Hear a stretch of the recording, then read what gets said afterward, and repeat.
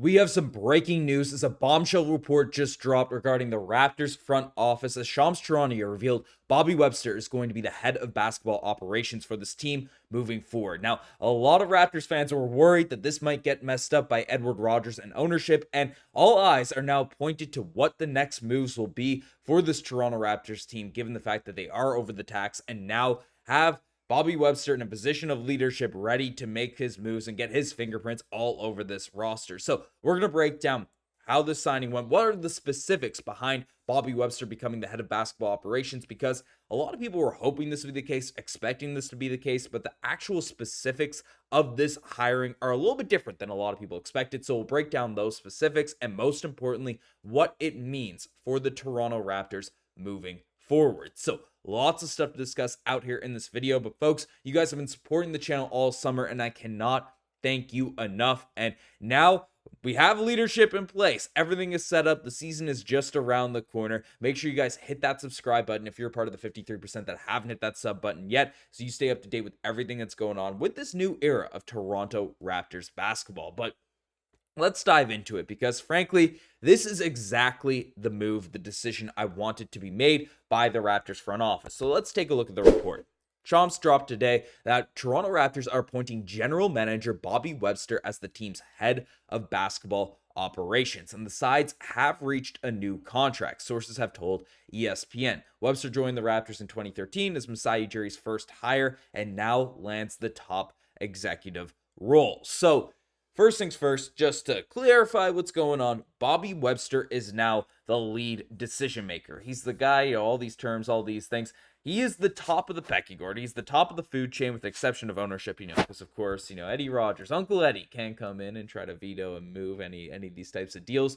But Bobby Webster is now the lead guy in terms of shaping the direction for this Toronto Raptors front office, negotiate, all that type of stuff. It all goes through him now at this point. So that is very exciting. And Shams went on to say out there in this report, essentially, that the Raptors spoke to several candidates from the team's top executive position, but Webster impressed Maple Leaf Sports and Entertainment CEO Keith Pele and other MLSE officials ever since the process for Ujiri's replacement started in late June. Pele and Webster spent critical time together during the NBA Summer League in Las Vegas, allowing MLSE to view Webster's management style and giving Webster the opportunity to explain his process in the role. So basically, they took some time. They really looked at candidates. It took a very, very long time. And honestly, the longer this process went, the more worried I was about Bobby Webster actually getting this role. And, Keith Pele, the front office, Edward Rogers, who, Pele is the spokesperson for Eddie. But basically, them end up going in the different direction and just not going with the pick that made the most sense, which was Bobby Webster. Of course,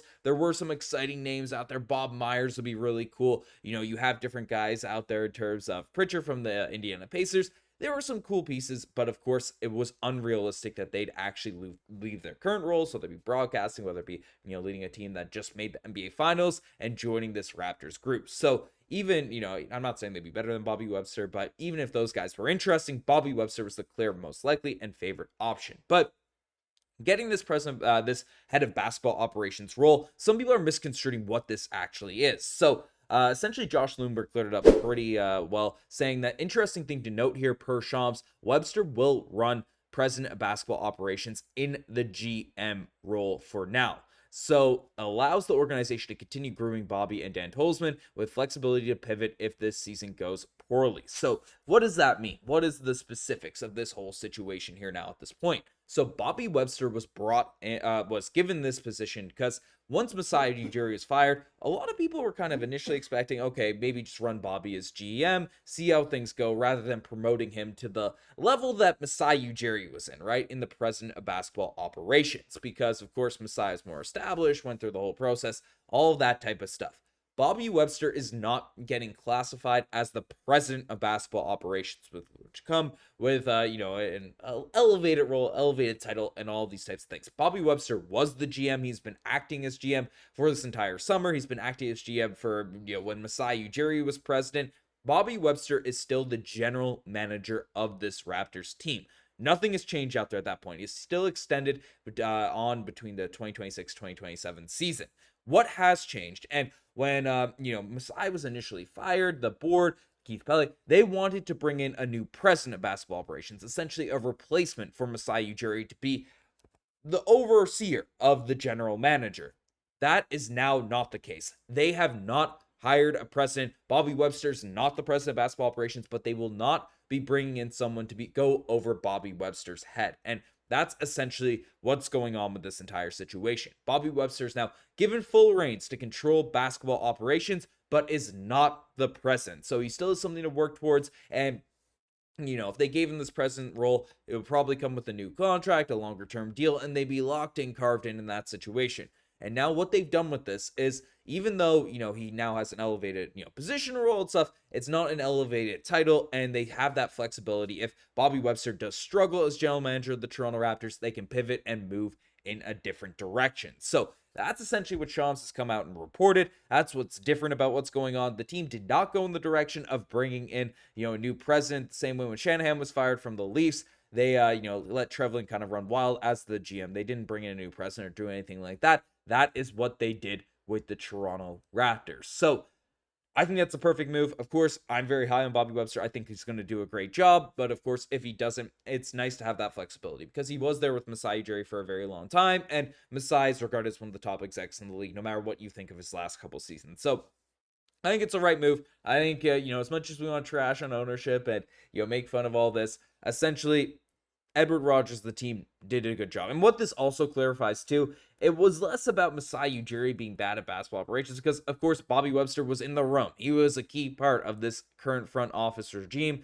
terms of rebuilding the squad. They just did not want to pay Masai Ujiri that money. That's essentially what we can take away from this, and it's what a lot of reporters are saying out there as well. So that's something to discuss. And Bobby Webster had some quotes as well on the whole situation, saying, "I'm grateful to Keith, the board, and our ownership for this opportunity, the chance to continue to work that I love for a team, a city, a country that's become my home. The things that are important to me, a deep love for basketball, thoughtful, empowering leadership, and a competitive fire are all pillars of who I am as a leader. And that's what you'll see from me every single day.